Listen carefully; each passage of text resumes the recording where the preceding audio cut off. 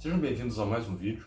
Há 2 anos atrás, mais ou menos, eu fiz um vídeo, na verdade eu coloquei um vídeo no meu canal, né, que eu derreti alumínio. Esse vídeo ele foi gravado em 2016, tá? Eu nem fazia vídeo para o YouTube nessa época, mas eu encontrei ele lá nos meus arquivos depois, né, e achei que seria interessante eu editar e colocar no meu canal, né.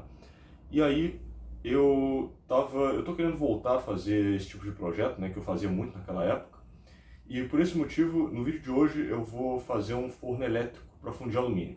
Eu vou logo dizendo para você não tentar repetir em casa o que eu vou fazer aqui, tá? Porque aqui envolve temperatura alta e isso pode dar acidente, né? Você pode se machucar. Então, só assiste o vídeo, mas não tente repetir isso em casa, tá bom? E eu quero mudar uma coisa em relação ao que eu fiz naquele projeto, que eu fiz naquele vídeo, que é o seguinte. Naquele vídeo eu fundi alumínio com carvão, tá? O carvão ele é muito interessante, assim, é muito fácil fundir alumínio com carvão, tá? Mas o carvão tem alguns problemas. Primeiro, ele é muito ineficiente. Segundo, ele polui, tá? Ele polui muito. O carvão ele reage com oxigênio, é carbono basicamente, reage com oxigênio, forma dióxido de carbono e forma monóxido de carbono também.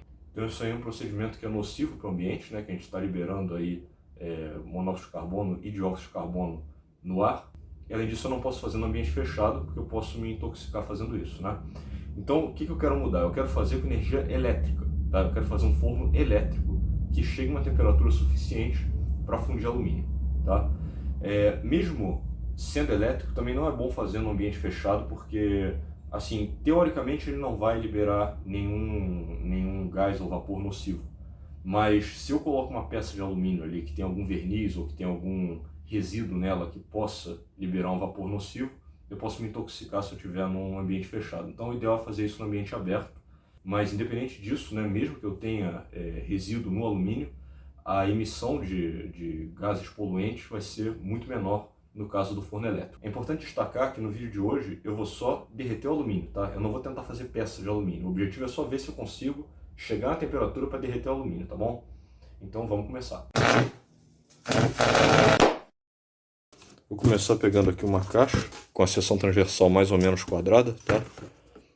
E vou revestir ela com esse material aqui, manta de fibra cerâmica.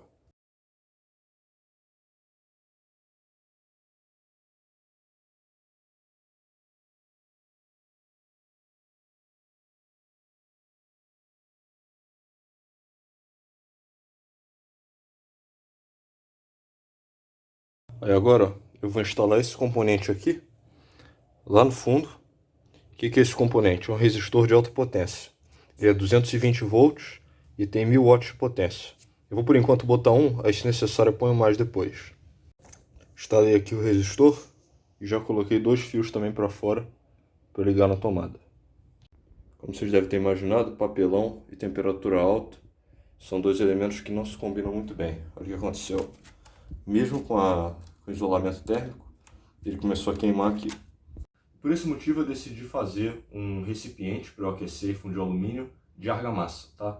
Eu passei dentro da argamassa, vocês vão ver quando eu estiver filmando, eu passei ali alguns arames de ferro, porque com a dilatação térmica eu fiquei com medo que aquela estrutura abrisse, né, e caísse material quente no chão, ou caísse em mim, machucasse, né? Então eu coloquei os arames de ferro dentro da estrutura. Se dilatar, ele dá uma segurada, pode no máximo rachar, mas não vai abrir. A estrutura que eu fiz de argamassa ficou assim, ó. E agora eu vou fazer a mesma coisa que eu fiz lá na caixa de papelão, só que aqui dentro. Ou seja, eu vou revestir aqui com a manta de fibra cerâmica e depois vou colocar a conexão elétrica para ligar aquele resistor. Esse resistor aqui, que é o que eu estou usando para ligar na tomada, ele tem, depois de certo tempo de uso, o que começa a acontecer com ele? Ele começa a oxidar e ficar quebradiço, tá? Então, no final, se eu usar ele, eu vou acabar fazendo um dispositivo com uma vida útil muito curta. Na verdade, não com uma vida útil curta, mas eu vou ter que ficar trocando esse resistor o tempo todo, porque ele vai ficar quebrando e vai cortar a conexão e aí vai parar de aquecer, né? Além disso, se você prestar atenção, ele parece uma mola, tá? E ele, de fato, se você não esticar ele, uma espira tem contato elétrico com a outra. Isso reduz a resistência total, tá? E reduzindo a resistência total, a corrente aumenta, que aumenta muito a temperatura dele e acaba também facilitando a ruptura dele. Então, o que eu decidi fazer? Eu decidi pegar um vergalhão que é de ferro e tem uma resistência baixa, né? E colocar ele ligado no secundário daquele transformador grande que eu liguei há um tempo atrás, tá? Basicamente o que vai acontecer ali é o que aquele soldador de 750 watts, que eu recentemente fiz um vídeo sobre ele, faz.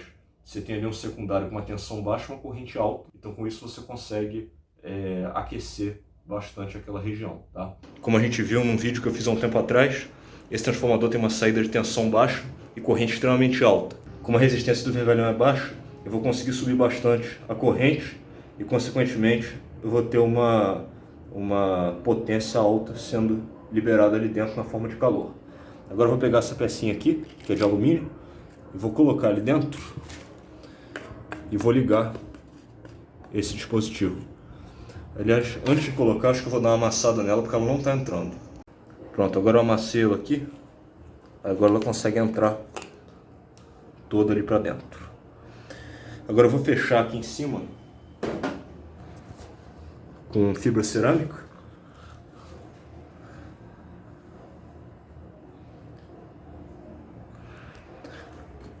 Vou colocar um peso aqui, ó.